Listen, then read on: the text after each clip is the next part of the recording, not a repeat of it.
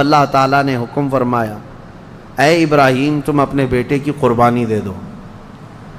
ایک تو 100 سال کے بعد بیٹا دیا گیا ہے، لیکن اللہ تعالیٰ فرماتا ہے کہ تم اس کو اللہ کی راہ میں قربان کر دو۔ السلام علیکم ورحمۃ اللہ وبرکاتہ۔ دوستو، امید کرتا ہوں آپ سب خیر و عافیت سے ہوں گے اور اپنے گھروں میں خوشحال ہوں گے۔ جیسا کہ آپ سبھی جانتے ہیں بقرہ عید آنے والی ہے، اسی لیے مفتی سلمان اظہری صاحب کا یہ قربانی والا بیان ضرور سنیے۔ کس طریقے سے حضرت ابراہیم علیہ السلام نے حضرت اسماعیل علیہ السلام کو لے کر کے چلے، اور قربانی کرنے کے لیے جب لے کر کے چلے تو کیا دیکھتے ہیں، شیطان بھی انہیں بہکانے لگا۔ جی ہاں دوستو، کس طریقے سے قربانی کا سلسلہ شروع ہوا اور قربانی کیوں کرتے ہیں اور کس جانور کی کرنی چاہیے، ان ساری باتوں کو ہم جانیں گے مفتی سلمان اظہری صاحب کی آواز میں۔ آئیے سنتے ہیں پورا بیان۔ اس کے بعد پھر حضرت ابراہیم علیہ السلام لوٹ آئے جب اسماعیل علیہ السلام جوان ہو چکے تھے۔ اب اللہ تعالیٰ نے حکم فرمایا اے ابراہیم تم اپنے بیٹے کی قربانی دے دو۔ ایک تو 100 سال کے بعد بیٹا دیا گیا ہے، لیکن اللہ تعالیٰ فرماتا ہے کہ تم اس کو اللہ کی راہ میں قربان کر دو۔ نبی کا خواب سچا خواب ہوتا ہے، عام لوگوں کی طرح نہیں۔ اسماعیل علیہ السلام کو انہوں نے بلایا، وہ پورا واقعہ اللہ نے اس میں ذکر فرمایا۔ ارشاد فرماتے ہیں انی ارا فی المنام انی اذبحک، بیٹا میں نے خواب میں دیکھا ہے کہ میں تجھے ذبح کر رہا ہوں، اللہ کے نام پر قربان کرنا ہے۔ فانظر ماذا تری، بتا کیا کرنا چاہیے۔ مشورہ ہے باپ کس سے؟ بیٹے سے۔ قال یا ابت افعل ما تؤمر ستجدنی انشاء اللہ من الصابرین۔ اسماعیل علیہ السلام چھوٹے ہیں اور عرض کرتے ہیں ابا جان آپ کو جس چیز کا حکم دیا گیا ہے وہ کر گزریے، انشاءاللہ آپ مجھے صبر کرنے والا پائیں گے۔ بیٹا یہ نہیں ہے کہ بھاگ جائے کہ باپ میرا چھری لے کے بیٹھا ہے، اللہ کے نبی۔ اور اس کے بعد لے کر کے چلے حضرت ابراہیم علیہ السلام۔ پہلے تو یہ روایت میں ہے کہ انہوں نے 100 اونٹ ذبح کیے اس خواب کے لیے، دوسرے دن بھی 100 اونٹ ذبح کیے، پھر یہی حکم آیا تو تیسرے دن اسماعیل علیہ السلام کو لے کر کے آئے مینا کی وادیوں کے پاس، اور وہاں جب پہنچنے لگے حضرت ہاجرہ بھی تھیں پیچھے پیچھے۔ ابلیس آیا، شیطان آیا، ابراہیم علیہ السلام سے کہنے لگا اتنے سالوں بعد تو بیٹا ہوا اور تم ذبح کرنے لے جا رہے ہو، تمہیں ہو سکتا ہے وہم ہو، چھوڑ دو اس کو، پھر تمہیں بچہ نہیں ہو سکتا۔ تب حضرت ابراہیم علیہ السلام نے زمین سے 7 کنکریاں اٹھائی اور اس کو دے مارا اور کہا یہ اللہ کا حکم ہے، اللہ کا حکم ہے، اور میرے رب تبارک تعالیٰ کے حکم کے آگے میں کسی کے لیے کوئی رعایت نہیں رکھتا۔ وہ حضرت ہاجرہ کو بہکایا کہ تمہارے بیٹے کو تمہارے شوہر ذبح کرنے لے جا رہے ہیں۔ حضرت ہاجرہ نے کہا مجھے معلوم ہے وہ اللہ کے حکم سے کر رہے ہیں، اور اگر اللہ کا حکم ہے تو ایسے 100 بیٹے اسماعیل بھی ملے میں سب قربان کروں گی۔ ماں بھی تھی، انہوں نے بھی کنکریاں ماری ابلیس کو۔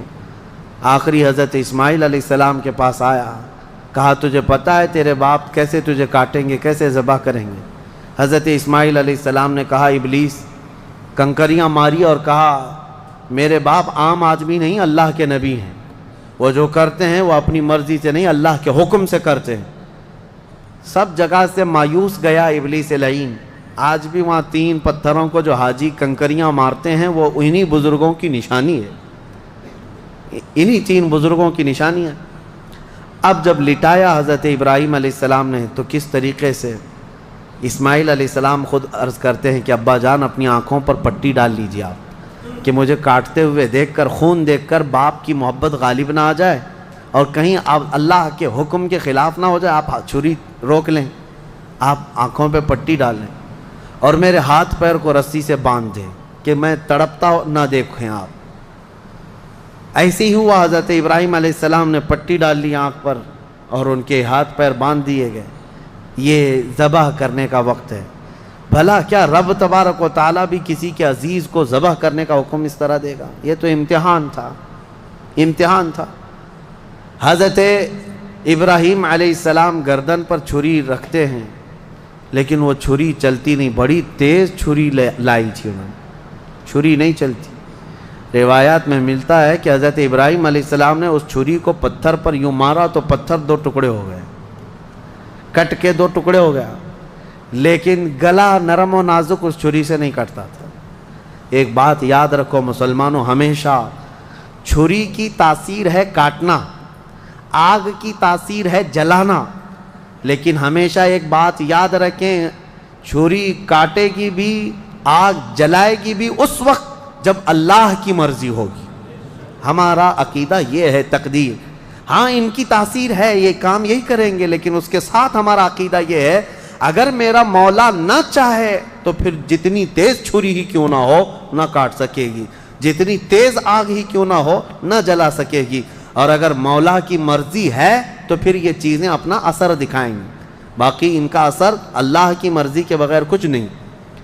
چھری جیسی ہی گردن پر رکھی، اللہ کا حکم ہوا، جبرائیل جاؤ جنت سے ایک دمبا لے کر جاؤ، میرے ابراہیم کا امتحان ہو گیا اور کامیاب ہوئے، ان کے بیٹے اسماعیل کو ہٹاؤ اور دمبا رکھو۔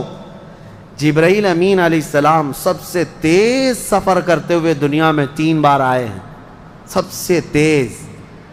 ایک اس وقت جب یوسف علیہ السلام کو ان کے بھائیوں نے کنویں میں ڈالا تھا، کنویں میں گرنے سے پہلے جبرائیل امین آ چکے تھے اور حضرت یوسف علیہ السلام کو پکڑ کر بٹھا چکے تھے۔ دوسرے جب ظالموں نے ابراہیم علیہ السلام کو آگ میں ڈالا تھا، ادھر سے وہ آگ میں پھینکے تھے، اس وقت جبرائیل امین اتر رہے تھے اور جبرائیل امین حضرت ابراہیم کی آگ میں جانے سے پہلے ہی ان کی مدد کے لیے آ چکے تھے۔ اور تیسرے یہ جب اسماعیل علیہ السلام کی گردن پر چھری رکھ چکے تھے، کون؟ ابراہیم علیہ السلام، اور چھری ہلانے سے پہلے جبرائیل امین آ کر کے ان کو اٹھا چکے تھے۔ وہ جبرائیل امین کی رفتار ہے جو میرے مصطفیٰ کے قدموں کا بوسہ دیا کرتے ہیں۔ یہ جبرائیل کی رفتار ہے جو رسول اللہ کے قدموں کا بوسہ دیتے ہیں، جو قدمہائے رسول کا بوسہ لے کر سدرہ کا مکی اتنا تیز رفتار ہے تو میرے مصطفیٰ کی رفتار کا عالم کیا ہے؟ میرے عزیزو، اس کے بعد جب یہ دمبا ذبح ہو گیا، ابراہیم علیہ السلام نے پٹی نکالی، دیکھا بیٹا سلامت ہے، بکرا ذبح ہو گیا ہے۔ قرآن میں اللہ فرماتا ہے وَنَادَيْنَاهُ أَن يَا إِبْرَاهِيمُ قَدْ صَدَّقْتَ الرُّؤْيَا إِنَّا كَذَلِكَ نَجْزِي الْمُحْسِنِينَ، ہم نے پکارا اے ابراہیم تم نے ہمارے حکم کو سچ کر دکھایا اور ہم ایسے ہی اچھا کرنے والوں کو بدلہ دیتے ہیں۔ وَفَدَيْنَاهُ بِذِبْحٍ عَظِيمٍ، پھر ان کو لقب دیا گیا کہ وہ ذبح عظیم ہے۔